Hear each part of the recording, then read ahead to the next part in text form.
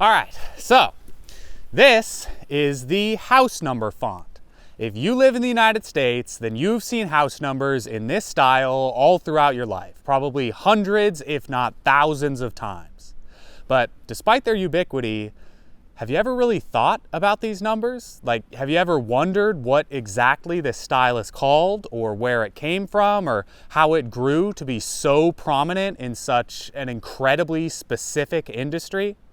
I'm asking because prior to a few weeks ago, I don't think that I ever once considered those questions. I always just kind of unconsciously accepted this style as the house number look, and that was that. But let me tell you, behind these numbers is a truly incredible mystery and also a whole lot of misinformation. I'm not gonna lie, this is the most excited that I have been about a video topic in a long, long time.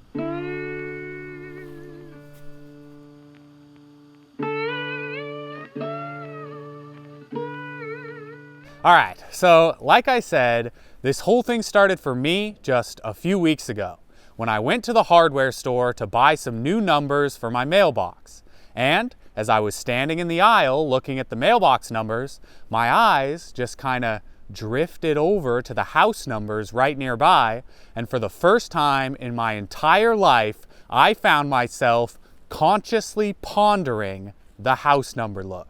How come you see this style so often in house numbers and only in house numbers? I had to find an answer. And so when I got home, I looked it up on the good old internet, and right away I found some articles. Not a lot, but certainly enough to catch the consensus understanding of the topic. Here it is in short. The house numbers were invented in 1927 by a company called H.W. Knight & Son, and the style of the numbers is Chinese. Yeah, during the 1920s, there was a lot of interest in Chinese-influenced art and architecture and decoration, and supposedly the house number style that we all know today is actually an artifact of that movement. Specifically, the numbers are an example of chinoiserie, an umbrella term for Western imitation of Chinese aesthetics. Like, for example, here is a French desk from the 1770s that is clearly meant to look Chinese. And here is a British-made coffee pot from the same era that again is obviously imitating Chinese ceramics. Although chinoiserie was originally a European trend that first came to prominence in the late 17th century, it also went through a bit of a revival period in the United States during the late 1800s and early 1900s. And during the 1920s in particular, chinoiserie also got wrapped up in the famous Art Deco movement. And that is how we ended up with designs like Grauman's Chinese Theater in Hollywood, a building that I'm sure most of you are familiar with. It's probably the most well-known example of American chinoiserie. This theater was finished in 1927, which is the exact same year that H.W. Knight supposedly first published the house number style in their catalog. And you know, with all that in mind, looking at the numbers again, I can definitely see where those articles are coming from. Like, I never really thought about it before, but yeah, those numbers do kind of look a little Chinese and a little Art Deco, right? Like, I can for sure see the influence. And so now, it seems like we got our answer. Let's summarize by consulting the Google AI response that'll pop up if you ask about the house numbers on their search engine. According to this, the house number font originated from an H.W. Knight hardware catalog in the 1920s, and the style was meant to capitalize on the chinoiserie movement that was popular at the time. Pretty cool, right? The reason that we all recognize this number design today is because people in the 1920s wanted to buy stuff that looked Chinese. Obviously, when I first learned about this, I thought that it would make a great video topic.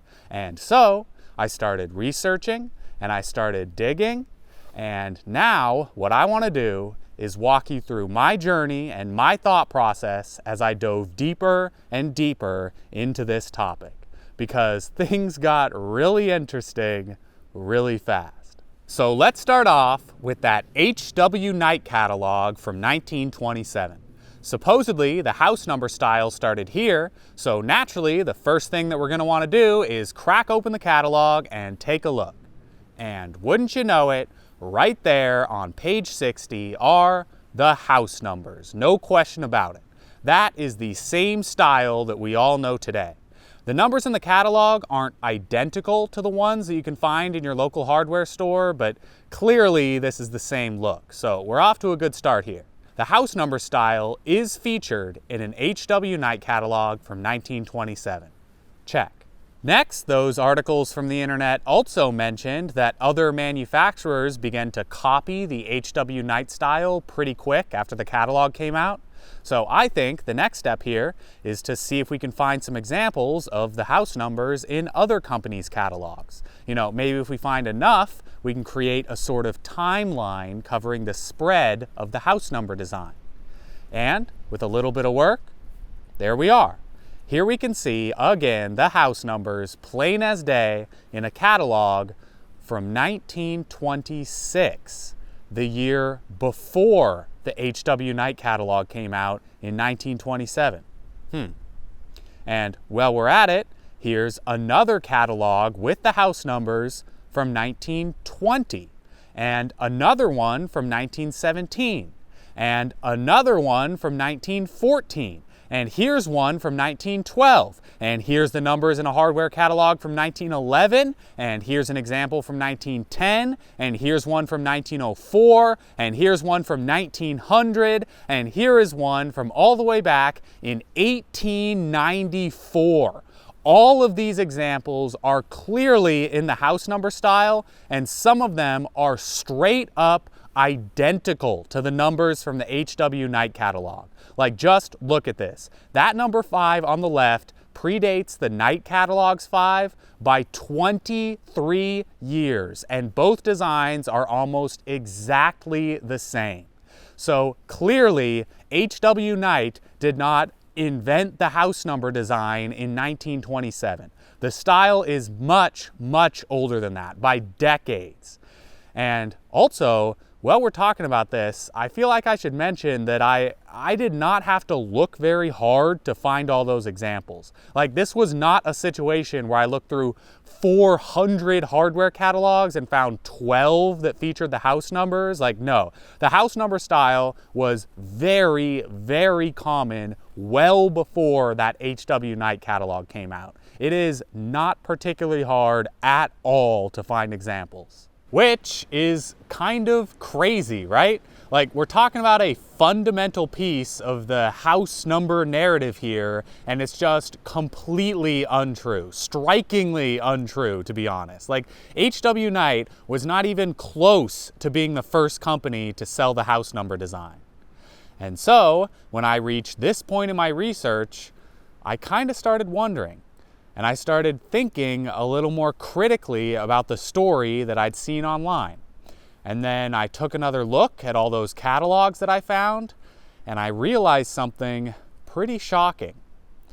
Never once in any of those catalogs were the house numbers ever advertised as Chinese, or Chinese inspired, or Chinese influenced, or Chinese anything.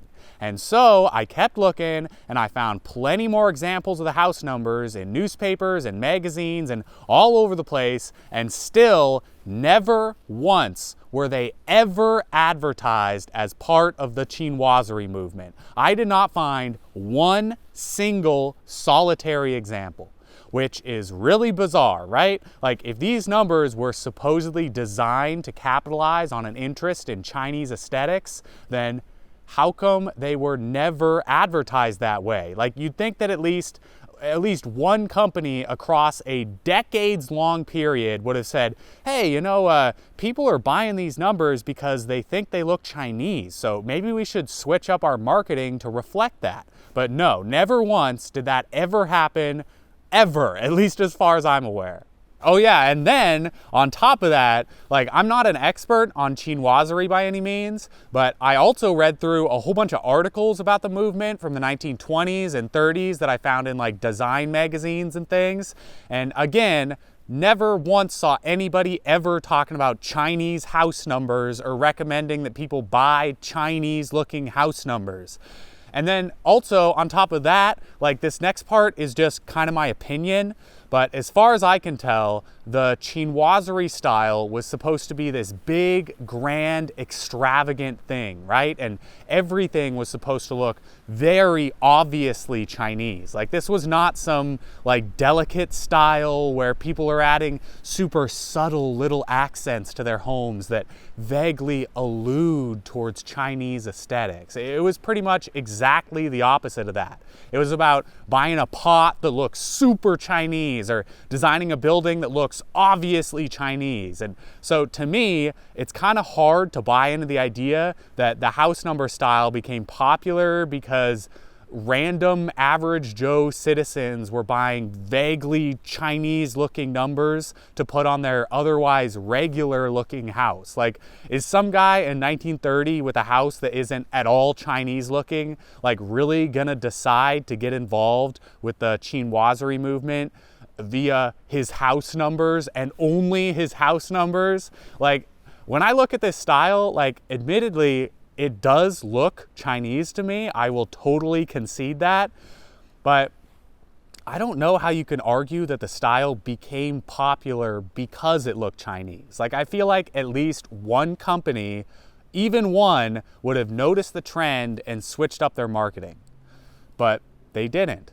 And in fact, a lot of these companies actually took their advertising in a different direction. Oftentimes, I found that the house number style was marketed as antique. A huge number of the catalogs advertised their numbers this way.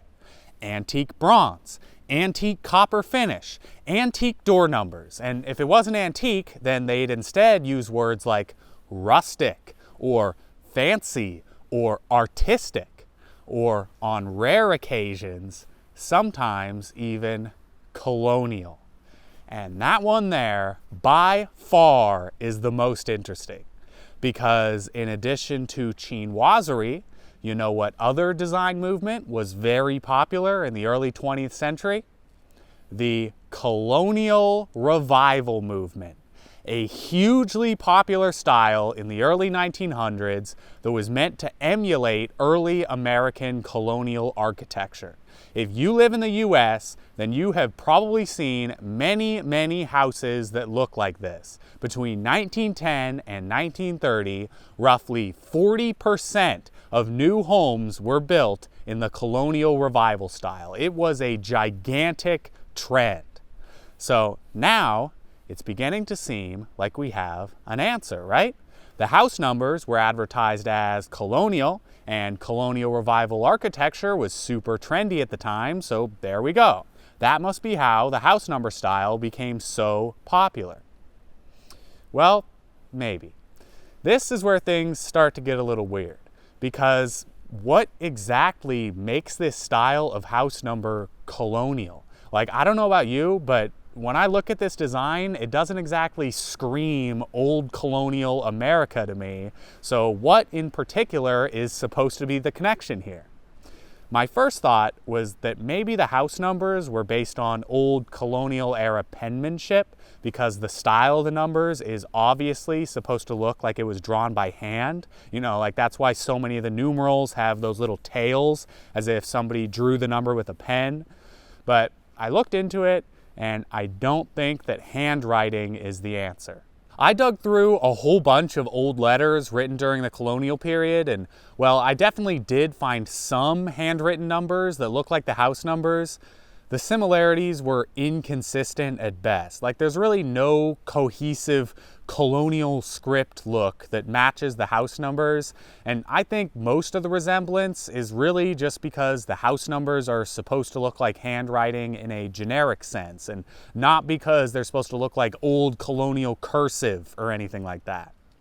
So next, I thought that maybe the house numbers were based on colonial era signs and road markers. Like maybe they're not supposed to look like pen strokes, but instead like painted numbers on a signboard. And so I started looking at some old colonial era tavern signs, and yeah, sure, that's like a little bit closer to the house number font, but it's still not really the same. I also thought that maybe old gravestones might have some answers, but no, not really. Like sometimes the numbers on colonial era headstones look sorta like the house numbers, but most of the time they don't.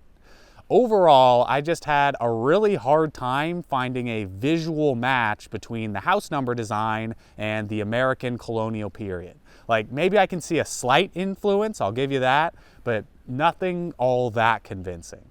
So at least for me, I'm feeling pretty confident that the house number style is not supposed to be a direct imitation of anything from the colonial period. I can for sure see some similarities on occasion, but I really don't think there's like a direct one-to-one relationship here. Especially because, again, we kind of got an advertising problem here. Like I showed you earlier, every once in a blue moon, a company might mention that the house numbers would look great on a colonial house, but those instances were very, very rare. Most catalogs never use the word colonial in relation to these numbers, which really makes me doubt that the success of the numbers can be attributed to the colonial revival movement. And if you need further convincing, then take a look at this. While I was researching the colonial connection to the house numbers, I came across this article from a 1905 architecture magazine entitled, "What Does Colonial Mean?" And the whole point of this article is literally just to complain that everybody in the early 1900s was calling everything colonial. Like this random house is colonial, and this grandfather clock is colonial, and this bedspread is colonial, and people were just jumping to call any random product colonial because they thought it might help their sales. And so, with that in mind, it just seems a little strange to me that the house numbers would somehow be exempt from this craze. Like if the design of the numbers was actually lifted from old colonial America, then I feel like every single hardware catalog would market them that way, because why on earth would they intentionally shy away from one of the most popular branding terms in the whole country? Now, I will say that sometimes when the catalogs use the word antique, that maybe that was supposed to be a reference to colonial architecture, but still, I feel like if the intent of the design was to capitalize on the colonial revival movement, then manufacturers would have used that exact terminology way, way more. Like what reason would they possibly have to call them antique instead of the more specific colonial? So, can the rise of the house number style be attributed to the colonial revival period? I think somewhat, maybe. Like I'm definitely comfortable saying that some people possibly in the early 1900s bought these numbers because they thought they looked vaguely colonial, but I really don't think that's the whole story. Especially because I've actually got an alternate theory of my own that I feel quite good about. One that I'm pretty excited to share with you.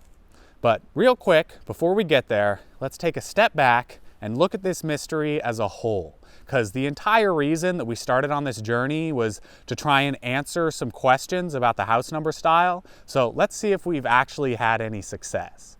I feel like there's really three main questions that we've been trying to answer here. Question number one is, who invented the house number style? Like, where did it come from? And traditionally, the answer to that question was an H.W. Knight catalog from 1927. But I think we have pretty emphatically disproven that theory. There are many, many examples of the house numbers in catalogs that predate 1927. So then, who did invent the house number style? Unfortunately, I don't really have an answer. And honestly, I'm not sure that anyone will ever have an answer. Like, this style was very common in the early 20th century, and a lot of companies manufactured a lot of different variations on the design. So I think it would be tremendously difficult to pin down one catalog or one company as the definitive genesis of the house number style. Like, the earliest example that I found was from 1894, but I would be shocked if that was the earliest example to ever exist. So, if you think about it, all we've really done here is eliminate a consensus answer, wipe it away, and then fail to substitute in an alternative answer. I genuinely have no idea who invented the house number style. I just know for sure that it wasn't H.W. Knight in 1927. So I guess let's move on to question number 2. What even is the house number style? What type of design is it supposed to be? And the traditional answer to that question is that the numbers were designed to cater to the chinoiserie movement. But again, I personally don't think that can be true, or at least not entirely, because why were they never, ever, ever, ever advertised that way? You'd think you could find at least one single primary source identifying this design as Chinese inspired, but no. As far as I can tell, nothing like that exists. So if they're not Chinese, then what are they? Well, I'm sorry to say that, again, I don't really know. Like, I really wish I had a strong answer to that question, but the truth is, I don't know what this style is supposed to be. Like, they definitely look a little Chinese to me, and a little Art Deco, and I guess a little colonial, and apparently they're also supposed to look antique, but also rustic, and fancy, and ornamental, and artistic, and I really don't know if there even is one obvious style bucket that you can drop these numbers into. It sort of seems like a big hodgepodge of ideas to me. So really, again, all I've done here is shut down one potential answer to the question without having a satisfying alternative myself. Like, I think it's possible for somebody somewhere to come up with some decent answers to these first 2 questions, but I think at this point it's going to take an expert that's really well seasoned in design history, and that's just not me, unfortunately. But at least I still have that 3rd question. And this one is maybe the most important. My last chance to actually accomplish something and add to the narrative instead of taking away from it. And that 3rd question is, how did the house number style become so popular? Why were so many people in the early 1900s buying these numbers? Well, I think I got a good theory. See, as I was researching this video and looking through old hardware catalogs, I noticed 2 very important things that helped me develop my theory. The first is that the house number style was expensive. Very expensive. Like, this is why they were often advertised as fancy or ornamental or decorative so often. Like, check out this example from 1910. You can buy these lame, boring, ordinary house numbers for 10 cents, or you can buy these fancy numbers for triple the price. And here's another catalog from 1904. You can get bland house numbers for 6 cents, or awesome, cool house numbers for 35 cents, 6 times the price. And in 1920, you can get some lame, generic aluminum numbers for 3 cents, or you can get antique bronze numbers, much heavier, much bigger, and way more stylistic for 20 cents. That's a steal. So as you can see, almost always the fancy numbers were far and away the priciest option. They were often made of bronze instead of the cheaper aluminum, and they'd usually be much heavier and sometimes way taller than all the other numbers. Like, overall, the hardware catalogs were really pushing this particular style of house number as the luxury choice. So keep that in mind as I tell you about the second mechanism powering my theory, the second thing that I learned while researching this topic. And that is that during the late 1800s and early 1900s, a lot of town and city governments all across the United States started to really care about accurate house numbering. See, prior to the 20th century, house numbers were not at all standardized throughout the US. Many streets and towns either had poor numbering systems or they just didn't have numbers at all. But then, near the turn of the century, things started to change. A lot of cities decided to put some work into their house numbering systems. I found an absolutely huge amount of articles regarding this change in mindset. Like, for example, in 1936, Buffalo, New York made house numbers obligatory. It was now against the law not to have them up. And Fort Wayne, Indiana did the exact same thing in 1902. And in 1897, Ann Arbor, Michigan embarked on a renumbering campaign, putting up new numbers all across the city. And so did West Bend, Wisconsin in 1913. And in 1921, St. Louis, Missouri started penalizing homeowners who didn't have visible house numbers up. And Sacramento, California did the same thing in 1925. And in 1926, Atlanta, Georgia redid their entire street numbering system, and they put up new numbers throughout the whole city. And Springfield, Ohio in 1930, and Minneapolis in 1909, and York, Pennsylvania in 1924, and Louisville, Kentucky spent $20 grand in 1907 renumbering the whole city, and Chicago, Illinois in 1909, and Aurora, Indiana in 1915, Detroit 1920, Savannah, Georgia 1896. Like, I could stand here and read these off to you all day. A lot of cities between 1890 and 1940 were trying to update their house numbering systems. And so, because of that, during the same time period, there was a huge demand for house numbers. House number salesmen very quickly became a viable career. I found a ton of employment ads desperately trying to hire salesmen. Like, quick, we need 4 or 5 young men to sell house numbers because the whole city is being renumbered. And in fact, apparently, renumbering plans were such a common occurrence that I even found multiple instances of house number fraud, where house number salesmen were knocking on people's doors and then going, hey, just so you know, the city is actually renumbering your block soon, so it's looking like now would be a great time to buy these house numbers. You better get them for me while you can, while I'm on your doorstep here. And of course, later it turned out that the city wasn't actually renumbering anything. It was just a salesman trying to sweeten his pitch a bit. I found at least 3 separate instances of this happening, one in New York, one in Illinois, and one in Ohio. So that alone should tell you how common these renumbering programs were, that you could actually get away with doing that. But okay, what does all this have to do with our fancy house number style, right? Like, sure, a lot of people were putting up new house numbers in the early 1900s. That's great, but what does that have to do with this particular style of numbers? Well, here's the thing. A lot of the time, when a city or a town wanted to put up new house numbers, they would actually buy all the numbers in bulk for their residents, and then they'd either have city employees go around and put up the numbers for everybody, or they might have somebody deliver the numbers, and then the house residents would have to put them up themselves. And, you know, sometimes you might have to pay for the numbers, and sometimes the city would just provide them for free.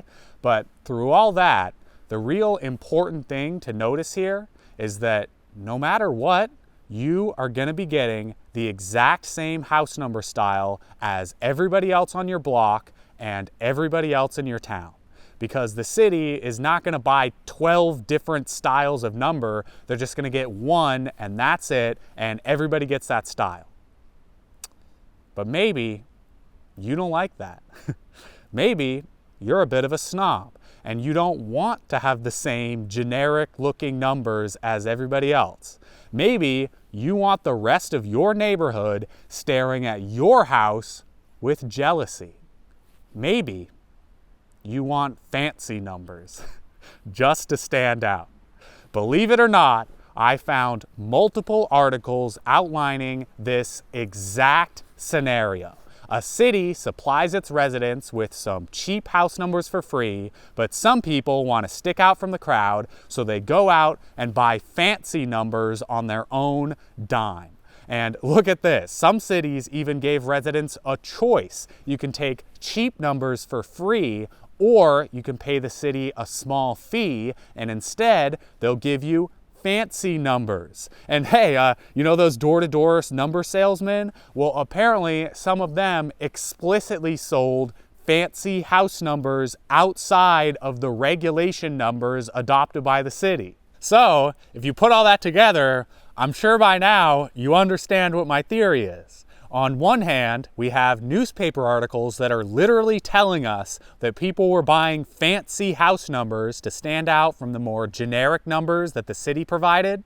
And then on the other hand, we have hardware catalogs from the exact same time period calling this design the fancy house number style.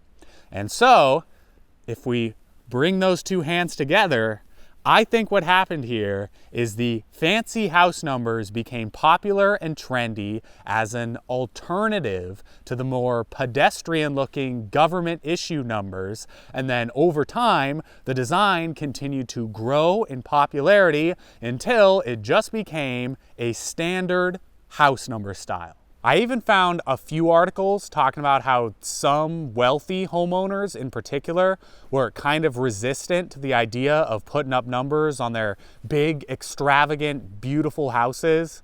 So it's really not all that hard to imagine some rich guy in 1914 picking up a newspaper and learning that he's now legally required to put up a number on his house, and he sees all his neighbors on his block getting these ugly little cheap aluminum numbers from the city. So he goes out and he buys antique bronze house numbers and he slaps those on his front door, and then maybe some of his neighbors see those numbers and they think, hey, those are pretty cool, and then they go out and they buy some numbers in the same style, and then over time more and more people buy them, and the decades pass and people eventually start to forget that this style was even supposed to be fancy in the first place, and before long the design just becomes synonymous with house numbers. And now, in 2026, you can walk into just about any hardware store in the nation and buy plastic versions of the fancy house numbers. It's not a perfect theory by any means, but I kind of like it. So thanks for watching.